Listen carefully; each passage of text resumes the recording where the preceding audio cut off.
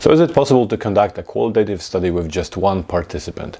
Of course, it would be nice to do so that you don't have to worry about recruitment, you don't have to worry about gaining access to participants, you don't have to worry about organizing all these interviews or analyzing that data. So it would be great to have just one participant in your study.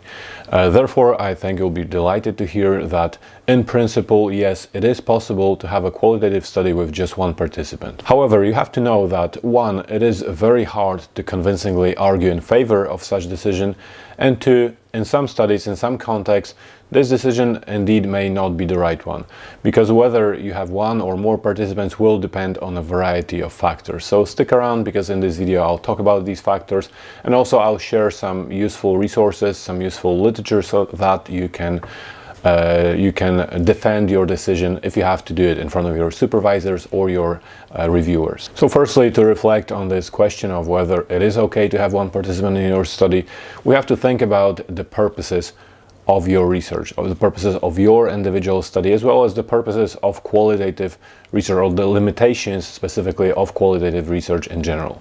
So if you are working under some non-positivist worldview, which most likely you are if you are doing qualitative research, and if you're not sure, feel free to watch my video in which I explain positivism and interpretivism.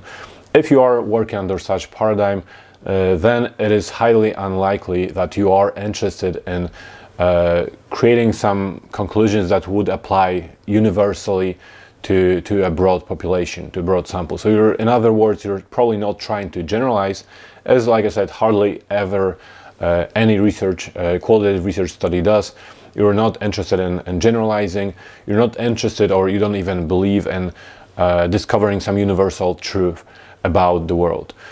Instead, you're probably interested in exploring some individual and unique experiences or worldviews. Therefore, since you're not making any claims about generalizability, it should be relatively easy for you to dismiss any criticism that says your sample or your one participant sample is not good enough, is not big enough in order to generalize. You can dismiss that as simply invalid criticism, because you're never interested in generalizing from your findings. So this will be our first argument. We're not working under any kind of a positivist paradigm. We're not interested in discovering universal truths about the world. We're not interested in generalizing. Therefore, we don't need a large sample. But of course, even then, this one person sample does seem a little bit extreme. So the second argument that we'll use is that how many participants, how big a sample in your study is needed, will ultimately depend on the quality of data that you collect. And I said this many times to my students when they ask, for example, how many participants they need to have in their interview study, or how long the interviews should be. So all kinds of questions about the specifics of their study and their sample.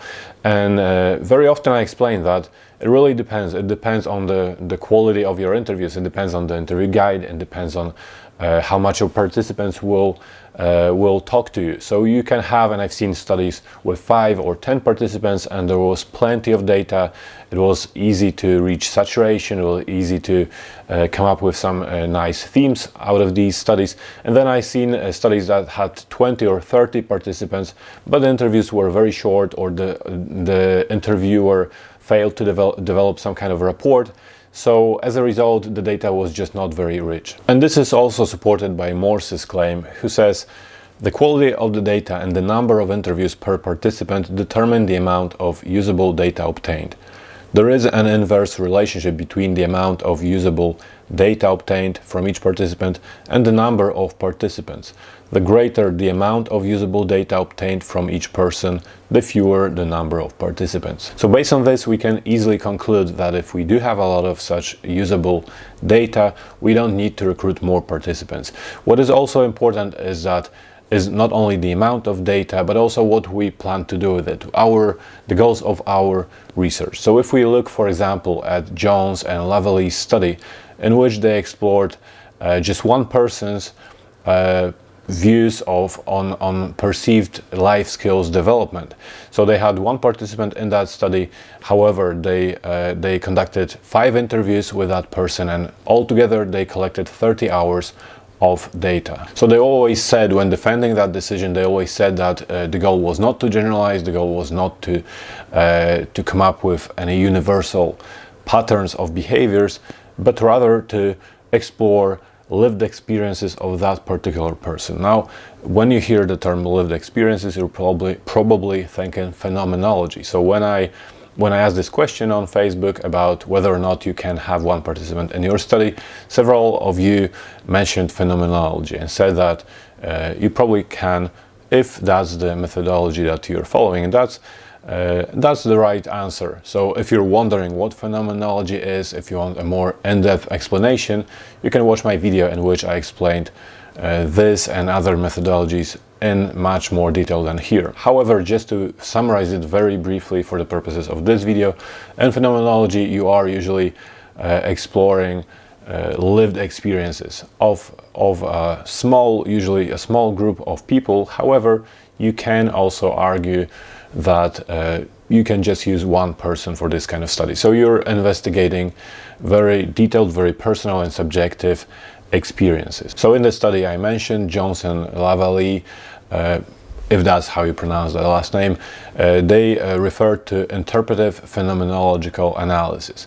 And here the originator of interpretive phenomenological analysis, here is how he describes this choice of the sample size for this particular methodology. He says most IPA studies are of a small number of participants. However, it is possible to push the ideographic logic further and conduct an IPA on a single case, and I think such work is important. He also stated, I think this is an important area for development and would encourage PhD students, for example, to be bold and consider conducting detailed analysis of single cases. So that's the main point. By focusing on a single case, on a single person, you can develop really detailed findings. So again, this will take us back to what I said before. All of this will have to do with the purpose of your study.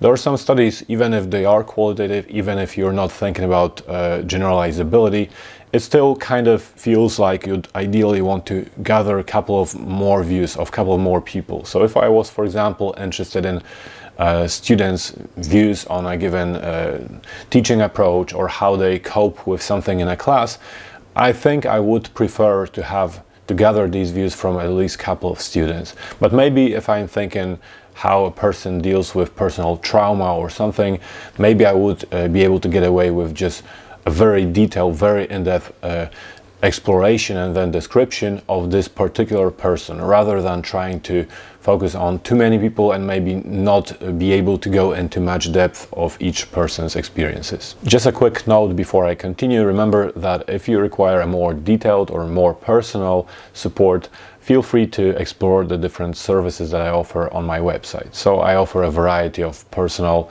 one-to-one Zoom tutorials in which I can support you, I can answer your questions, have a look at your study, or offer any other form of guidance. I also offer self-study courses, I have proofreaders that I work with, and I have a data analysis service. So all of these plus many more services, feel free to explore them on my website. So to wrap up and to summarize everything again, there's a number of factors that will determine the sample size. There's a number of factors that will specifically determine whether you can have one person as your only participant in your study.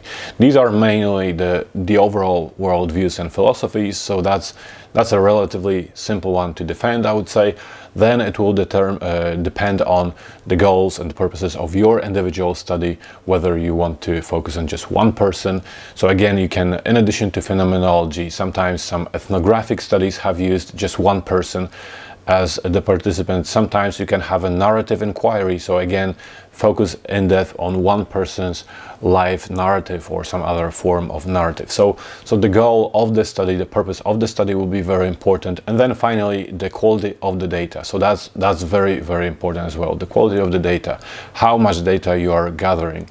So you may have a lot of data from one person and that will be enough, and sometimes you may have several participants but the data will not be as rich anyway. So these things will be important if you're thinking about having one person in your study. However, if you're thinking about having 5 or 10 or 15 and you're also not sure how to how to convincingly defend that decision, feel free to look at this video, in which I generally talk about sample size and qualitative research, and I share some strategies and some arguments again for how to defend that decision, whatever it is.